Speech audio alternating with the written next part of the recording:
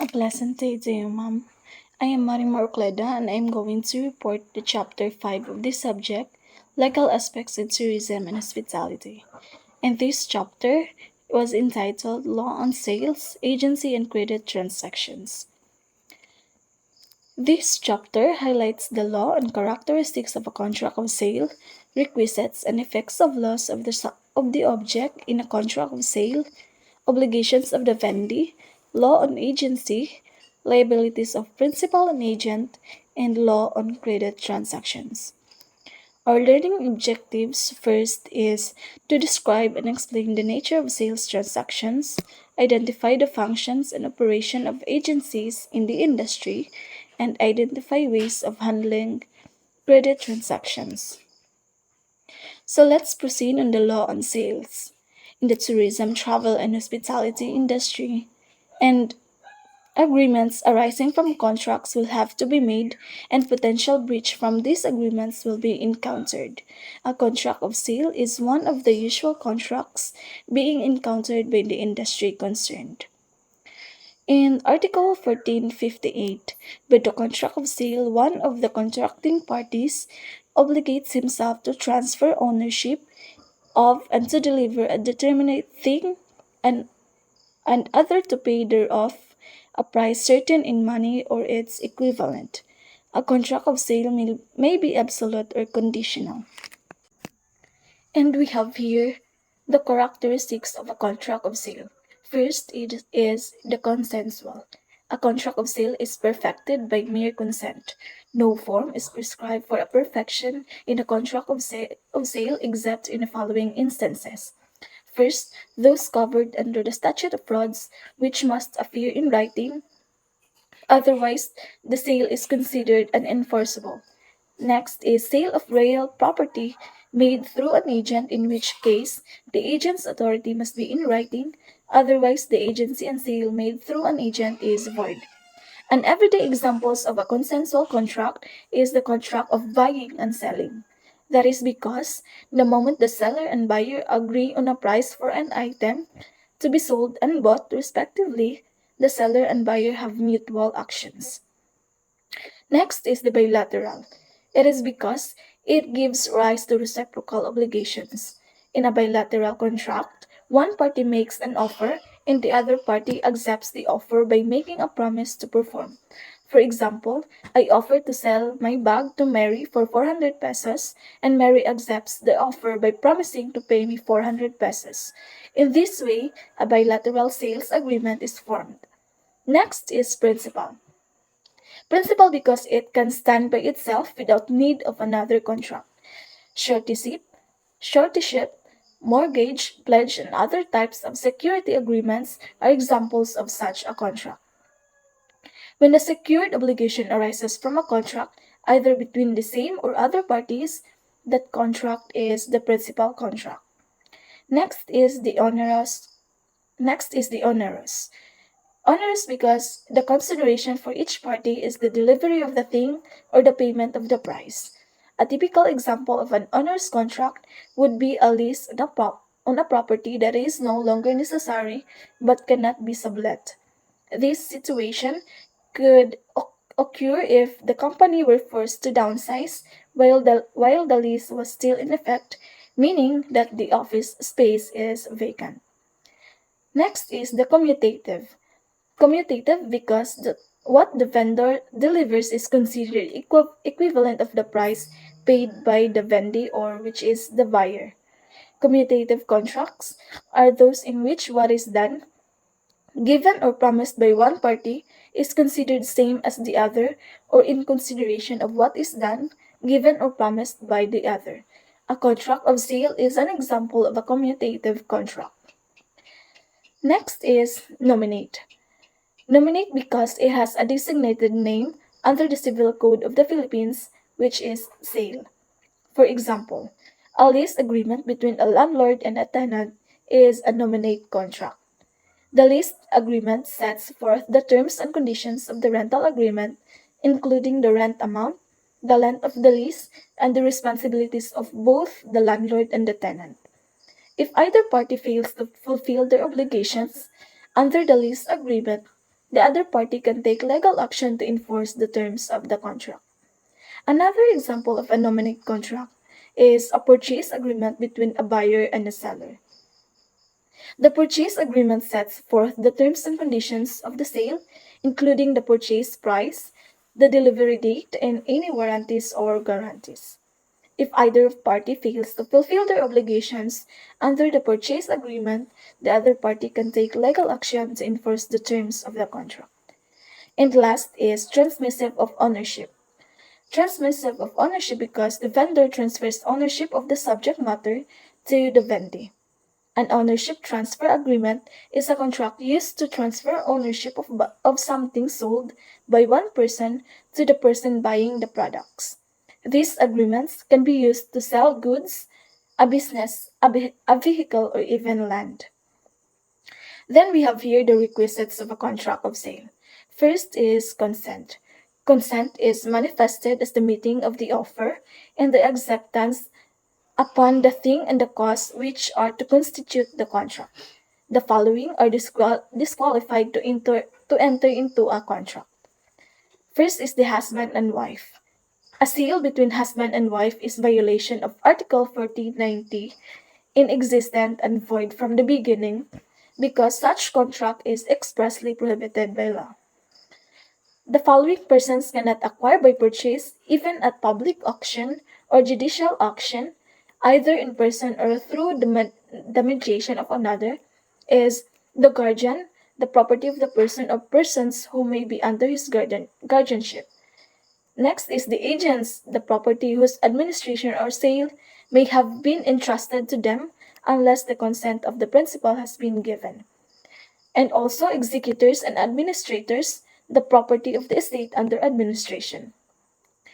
Public officers and employees, the property of the state or any of the subdivision thereof, or of any government owned or controlled corporation or institution the administration of which has been entrusted to them, justices, judges, prosecuting attorneys, clerks of superior and inferior courts, and other officers and employees connected with the administration of justice, and any others especially disqualified by law. Contracts entered in violation of the above shall render the contracts void by reason of public policy and because such contracts are also expressly prohibited by law. Second is the object or subject matter. The requisites are as follows. It must be existing or possible, it must be illicit, and it must be determinate. In a contract of sale, the thing and the price are the subject matter. The price must be understood to be in money or its equivalent. Third is the cost or consideration. Cost or consideration represents the why of the contracts, the essential reason which moves the contracting parties to enter into the contract. For the seller, the consideration is the price, certain in money or its equivalent, while for the buyer, the consideration is the thing in a contract of sale. Next is the effect of loss of the object in a contract of sale. In the Article 1480, an injury to or benefit from the thing sold after the contract has been perfected, from the moment of the perfection of the contract to the time of delivery, shall be governed by Articles 1262. Articles 1262 stated that an obligation which consists in the delivery of a determinate thing shall be extinguished if it should be lost or destroyed without the fault of the debtor and before he has incurred in delay. Article 1496 stated that the ownership of the thing sold is acquired by the vendee from the moment it is delivered to him in any manner of the ways specified in Articles 1497 to 1501, or any other manner signifying an agreement that the possession is transferred from the vendor to the vendee. If the item is lost prior to the contract's completion, the seller bears the loss in accordance with the principle of the res perit domino, which states that the owner of the thing bears the consequences of the loss as the contract is seen to be non-existent. If the item disappear at the point of contract fulfillment, the agreement will be deemed without any consequence. The Ramifications are the same as if the item is lost prior to the sales contract's completion. If anything is lost following completion but before to delivery, since there hasn't been any delivery and therefore no ownership transferred to the buyer, the seller is at danger of loss. Article 1495 stated that the vendor is bound to transfer the ownership of and deliver as well as warrant the thing which is the object of the sale. In Article 1496, the ownership of moment it is delivered to him, the thing sold is acquired by the vendee from the Article 1497, which is the thing sold shall be understood as delivered when it is placed in the control and possession of the vendee. Under the above provisions, the obligations of the vendor are to deliver the thing, to transfer ownership of the thing, and to warrant against eviction and against hidden defects. Delivery is not a necessary condition for the enjoyment of the thing, but it is a mode of acquiring dominion and determines the transmission of ownership, the birth of a real right. The fact that the price of the property delivered has not yet been paid in full is not an obstacle to the acquisition of the ownership thereof by the vendee if such condition has not been stipulated in the contract. In a COD agreement or the cash and delivery agreement, the risk should be borne on the buyer upon delivery of the thing sold or the beneficial interest has been transferred to him. Next is the obligations of the vendee. In Article 1582, stated that the vendee is bound to accept delivery and pay the price of the thing sold at the time and place stipulated in the contract. The extrajudicial remedies of the buyer is they need not to pay unless there is delivery. The buyer may reject improper deliveries. Like for example, kana sa parcel, pwede na nato ibalik if there's a damage but the shop need a um, proof nga video during the opening of the parcel to see if the shipping budget ang nakakause sa damage. Next is the buyer may suspend payment if he is disturbed in the possession or ownership of the thing or has reasonable grounds to fear such disturbance. And for the extrajudicial remedies of the seller, vendor is not bound to deliver the thing sold if the vendee has not paid the price. And installment sales. Judicial remedies of the buyer is damages for breach of contract, while of the seller, recovery of the price and damages in case of bad faith. And let's proceed on the law on agency. The hotel, tourism, and hospitality industry cannot do away with agencies which will facilitate various transactions in dealing with third persons. Hence, there is a need to understand the operation of agencies working on behalf of the principal belonging, which is the hotel, tourism, and hospitality industry. Article 1868 stated that by the contract of agency, a person binds himself to render some service or to do something in representation or on behalf of another with the consent or authority of the latter. A contract of agency is a relation in which one person, which is the agent, acts on behalf of another with the authority of the latter, which is the principal. It is a fiduciary relation which results from the manifestation of consent by one person that another shall act on the former's behalf and shall subject to his control with consent by the other so to act. The acts of the agent will be binding on his principal. We have also the liability of the principal and the agent. Article 1883 stated that if an agent acts in his own name, the principal has no right of action against the persons with whom the agent has contracted, neither have such persons against the principal. In such case, the agent is the one directly bound in favor of the person with whom he has contracted, as if the transaction were his own, except when the contract involved things belonging to the principal. When an agent transacts business in his own name, it shall be necessary for him to state the name of the principal, and he shall be directly liable as if the business were for his own account to the persons with whom the transacts the same. Moreover, an agent is personally liable for acts beyond the scope of his authority and for acts in violation of the terms of the written authority. Next is the law on credit transactions. Companies in the tourism industry are likely to face debts.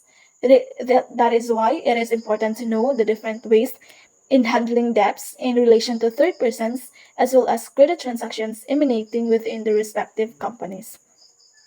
Article 1933 stated that by a contract of loan, one of the parties delivers to another either something not consumable or that the latter may use the same for a certain time and return it, in which case the contract is called a commoditum, or money or other consumable thing, upon the condition that the same amount of the same kind and quality shall be paid, in which case the contract is simply called loan or mutuum. Commoditum is essentially gratuitous. Simple loan may be gratuitous or with a stipulation to pay interest. A commoditum is a loan for usage that requires the repayment of the borrowed goods. In essence, commoditum is gratis. For instance, Dr. Magno became a bailior in commoditum and Mr. Smith was the bailee when Mr. Smith, a visiting tourist, borrowed the doctor's house and was given full use of it. A simple loan, also known as mutuum, is the transfer of funds to another party with the agreement that they will repay the same amount at a later date, either with or without an additional sum agreed upon for its use. It is a transaction in which the property's owner, known as the lender, grants permission to another party, known as the borrower, which to use the property. So that's all for the chapter 5. I hope you have learned something. Thank you for listening.